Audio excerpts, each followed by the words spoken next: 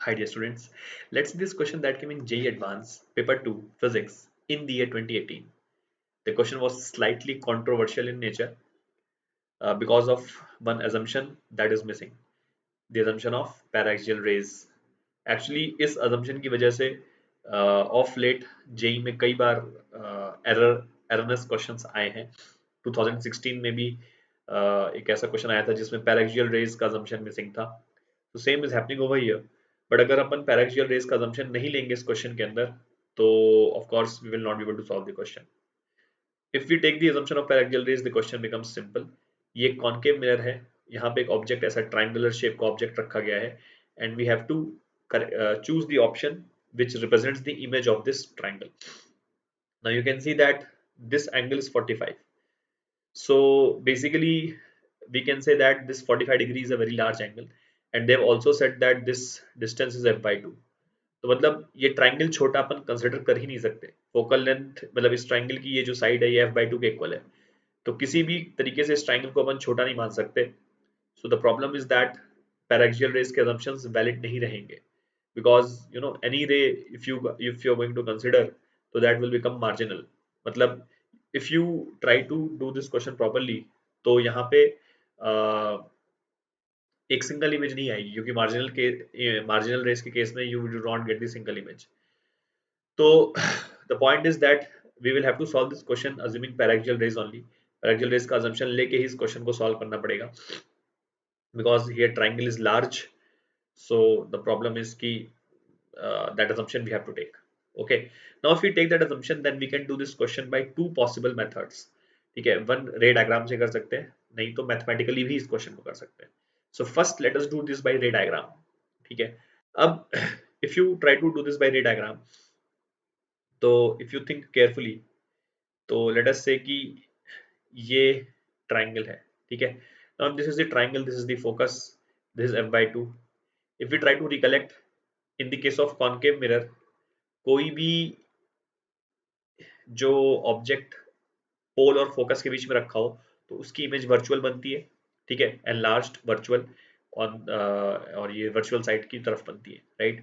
ठीक है, तो जैसे अगर अपन कोई भी रे कंसिडर करें, फॉर एग्जांपल जैसे कि मैं इस ऑब्जेक्ट से रे कंसिडर करूं, ठीक है, ये वाली रे जो ये ऐसे जाके स्ट्राइक करेगी मेरे को, तो ऑफ कोर्स ये ऐसा लग रहा है कि ये फोकस ये वाली रे फोकस से निकल रही है। यू कैन थिंक कि ये इंसिडेंट रे ऐसे फोकस से निकल रही है, तो इट विल बिकम पैरेलल। ठीक है, ये रिफ्लेक्टेड रे पैरेलल हो जाएगी। अब ये सेम चीज इस ऑब्जेक्ट के लिए भी होगी। जो रे अपन इस डायरेक्शन के अलोंग कंसिडर करेंगे तो ये रे रिफ्लेक्ट होकर पैरेलल हो जाएगी। ये वाली रे, जैसे इस ऑब्जेक्ट के लिए बात करें तो ये रे यहां से निकली, रिफ्लेक्ट होकर पैरेलल हो गई। तो व्हाट वी ऑब्जर्व कि इस लाइन पे कोई भी ऑब्जेक्ट कंसिडर किया जाए, इस लाइन पे कोई भी ऑब्जेक्ट कंसिडर किया जाए तो उससे जो रे निकलेगी along this direction, along this line, वो रिफ्लेक्ट होके सेम हाइट पे, मतलब वो सेम ये रे रिफ्लेक्ट होगी सारे ऑब्जेक्ट्स के लिए। ठीक है, तो अब इनको इस रिफ्लेक्टेड रे को अगर मैं पीछे प्रोड्यूस करूं ऐसे, इस रिफ्लेक्टेड रे को अगर मैं पीछे प्रोड्यूस करूं तो ये कुछ ऐसे बन जाएगी। ठीक, हमें इमेज कंस्ट्रक्शन के लिए दो रे चाहिए होंगी। ठीक है, तो जैसे अब लेट से मैंने ये वाला एक पॉइंट ऑब्जेक्ट लिया, ठीक है, ये वाला एक पॉइंट ऑब्जेक्ट लिया और इससे मैंने पोल पे डायरेक्टली एक दूसरी इंसिडेंट रे कंसिडर करी, तो अब ये इंसिडेंट रे रिफ्लेक्ट होकर सेम एंगल पे जाएगी। ठीक है, ये इंसिडेंट रे रिफ्लेक्ट होकर सेम एंगल पे जाएगी। तो if you trace this reflected ray back तो ये कहीं यहाँ पे जाके इंटरसेक्ट कर जाएगी इस पॉइंट पे जाके। ठीक है, for any other object let's talk about this object. तो अगर अपन इस ऑब्जेक्ट की बात करें तो ये वाली रे पोल पे ऐसे जाके स्ट्राइक करेगी और रिफ्लेक्ट होकर ऐसे चली जाएगी। जब इसको पीछे प्रोड्यूस करेंगे तो फिर यहाँ पे जाकर इंटरसेक्ट करेगी। तो what you try to see, what we are trying to show here is कि इन सारे डिफरेंट डिफरेंट ऑब्जेक्ट्स के लिए, मतलब जैसे एक ये ऑब्जेक्ट हो गया, ये ऑब्जेक्ट हो गया, we are treating them as point objects. ठीक है, तो इन सारे डिफरेंट डिफरेंट ऑब्जेक्ट्स के लिए height of the image same आने वाला है। ठीक है, height of the image same आने वाला है। ठीक है, एंड जो क्लोजेस्ट इमेज जो बनेगी वो इस ऑब्जेक्ट के लिए बनेगी। यू कैन सी ये वाली जो रह जाएगी पोल पे स्ट्राइक करेगी और ये मैक्सिमम एंगल पे डिफ्लेक्ट होगी।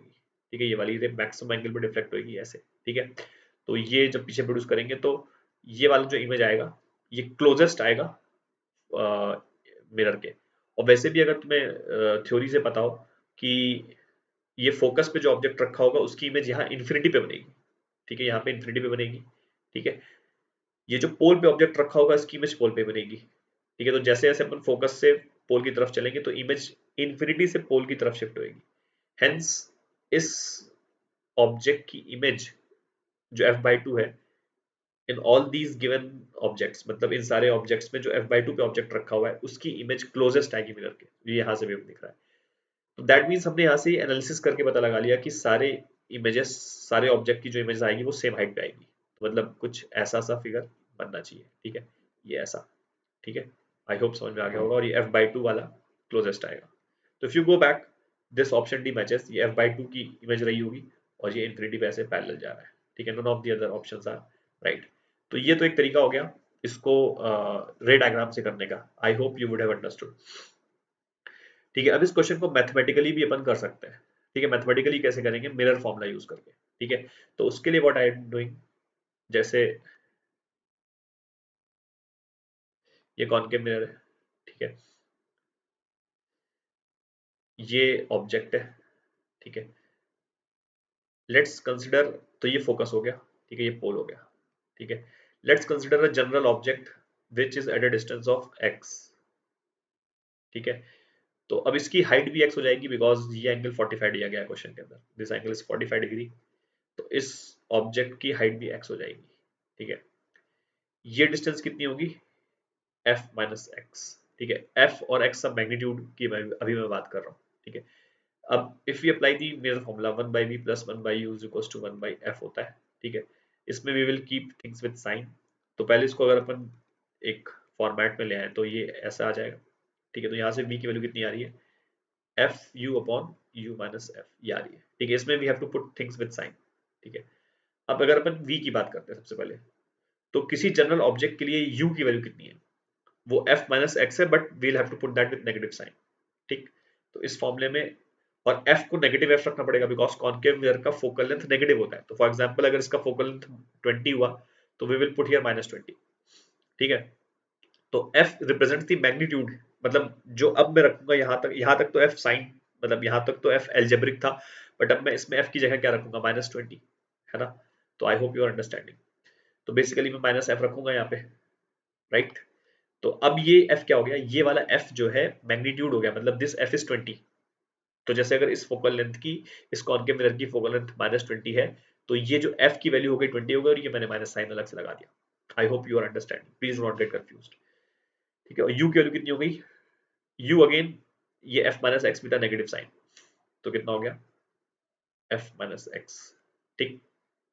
फिर यहाँ पे u कितना आएगा, अगेन f माइनस एक्स, और ये माइनस को फिर से माइनस f रखेंगे तो प्लस f बन जाएगा, ठीक है। तो basically what is f here, f is the magnitude of the focal length in this case यहाँ पे, ठीक है। x क्या है, x ये डिस्टेंस हो गई, तो ये कितना बन गया, f into F minus x upon, ये आ जाएगा हमारा x, ठीक है। तो ये चीज आ गई, ठीक है। अब इससे ही हमारा क्वेश्चन सॉल्व हो जाएगा। मैग्निफिकेशन क्या होती है, माइनस वी बाई यू होती है, ठीक है। मैग्निफिकेशन होती है माइनस वी बाई यू, ठीक है। तो माइनस वी एफ अपॉन, और u कितना है, u मान ये f माइनस एक्स है, ठीक है, और विद नेगेटिव साइन, तो ये प्लस बन जाएगा, ठीक। Is equals to height of image upon height of object जो कि x है, ठीक है। अब तुम यहां से देखो, तो हाइट ऑफ इमेज तुम्हारा f आ गया विच इज कांस्टेंट, ठीक है, x कैंसिल हो गया, हाइट ऑफ इमेज कांस्टेंट आ गया f, ठीक है। और यहाँ से अगर तुम v की वैल्यू की बात करते हैं तो ये हो जाएगा F square by x minus F. तो अब x की वैल्यू जब जीरो है तो v की वैल्यू कितनी हो जाएगी, इन्फिनिट। हमें वैसे भी पता है ऑब्जेक्ट अगर फोकस पे रखा हो तो उसकी इमेज इन्फिनिटी पे बनती है। जैसे जैसे x पॉजिटिव होगा वैसे वैसे v की वैल्यू कम होती जाएगी, ठीक है। ये क्वांटिटी जो है कम होती जाएगी, ओवरऑल क्वांटिटी कम होती जाएगी। जब x की वैल्यू f/2 है तो v की वैल्यू f आ जाएगी, ठीक है। x को f/2 उसमें पुट कर दें तो v की वैल्यू f आ जाएगी, ठीक है। But height of the image constant है, तो वैसा सही केस आ रहा है कुछ इस टाइप का, ठीक है। ये चीज f है, ये वाली डिस्टेंस, ठीक है, और ये वाली डिस्टेंस भी f है, ठीक है। ये हमने पता लगाया, hence the mathematical solution is question ka. So in this case also you get option D as right, but again as I said we have taken the assumption of paraxial ray to solve this question. I hope you would have understood both the solutions. That's it, thank you.